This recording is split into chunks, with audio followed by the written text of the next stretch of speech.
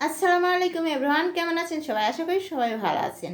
আমি আপনাদের সাথে আজকে একটি টিপস সংগ্রহ করতে যাচ্ছি। সেটা হচ্ছে টমেটো কিভাবে আপনি সংরক্ষণ করে সারা বছর খেতে পারবেন। তো আমি এখানে কিছু টমেটো সুন্দর করে ধুয়ে বোটা ছাড়িয়ে দিয়ে রেডি করে নিয়েছি এবং এটাকে আমি এখন কিভাবে প্রসেসিং করব সেটা আপনাদের সাথে শেয়ার করব। প্রথমে টমেটোগুলোকে আমি ধুয়ে নিয়েছি, সেটা দেখতেই পাচ্ছেন।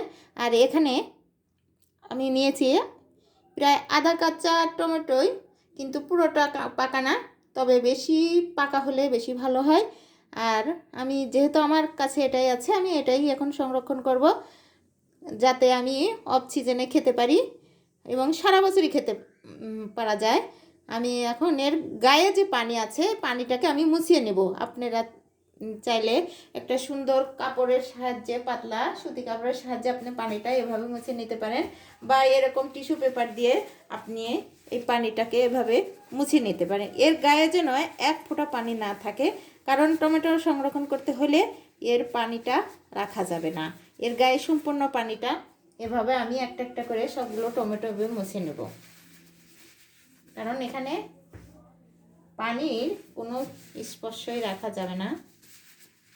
সবগুলো টমেটো এভাবে আমি একটা একটা করে সবগুলোকে আমি টিস্যু পেপার দিয়ে মুছিয়ে নিয়েছি। এখন এর মধ্যে যে বোটাটা আছে, বোটার অংশটুকু, এই বোটার অংশটুকু আমি এখানে একটি চাকু নিয়েছি।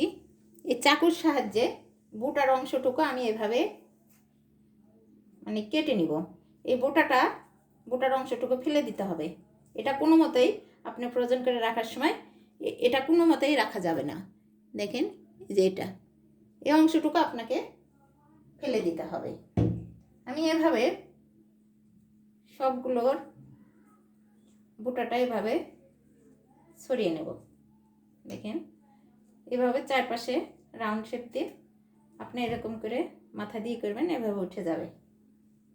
আমি এক এক করে এরকম প্রত্যেকটি বোটা আমি ছড়িয়ে নেব। দেখেন এক এক করে আমি প্রত্যেকটির বোটা এভাবে ছড়িয়ে নিয়েছি।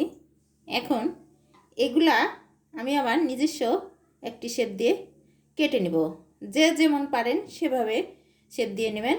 আমি যেটা দিব সেটা আপনাদের সাথে শেয়ার করব। আমি এখন এগুলোকে কেটে নিব।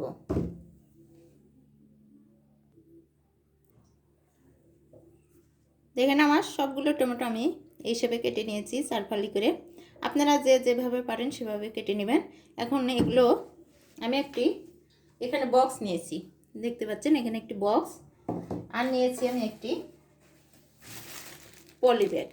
আমি এই পলি ব্যাগ আর বক্স দুটোই আমি কীভাবে রাখি সেটা আপনাদের সাথে শেয়ার করব। প্রথমে দেখাচ্ছি, এখানে আমি বক্সের মধ্যে একটি টিস্যু পেপার দিলাম, যাতে এর ভিতর এই টিস্যু পেপারের রসটা আপনার চুষে নেবে। এভাবে আমি বক্সে করে ভরে রেখে দেব, পুরো বক্সে।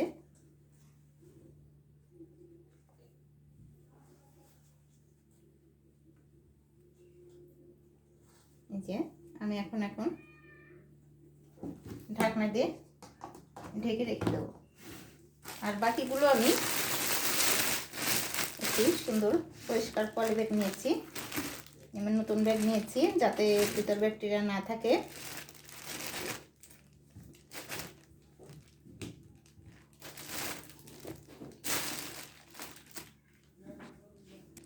আমি সবগুলো পলি ব্যাগে ধরে নিয়েছি। এখন এটার মুখ সুন্দর করে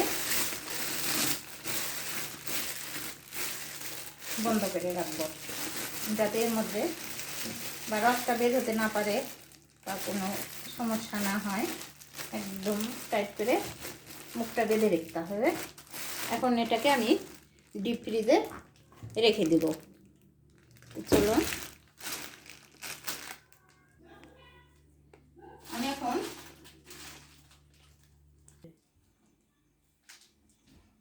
এখানে এভাবে আমি ডিপে রেখে দেব। আমার যখন আমি রান্না করব বা আমার যখন খেতে ইচ্ছা করবে আমি তখন এখান থেকে কিছু পরিমাণ নিয়ে আমি রান্না করব। এভাবে সারা বছর রেখে দিয়ে আপনি খেতে পারবেন। তো আজকের ভিডিওটি কেমন লাগলো, যদি ভালো লেগে থাকে অবশ্যই সাবস্ক্রাইব করার অনুরোধ রইল। তা আবার কোনো একটা টিপস নিয়ে আপনাদের সামনে হাজির হয়ে যাব। সে পর্যন্ত সবাই ভালো থাকবেন। আল্লাহ হাফেজ।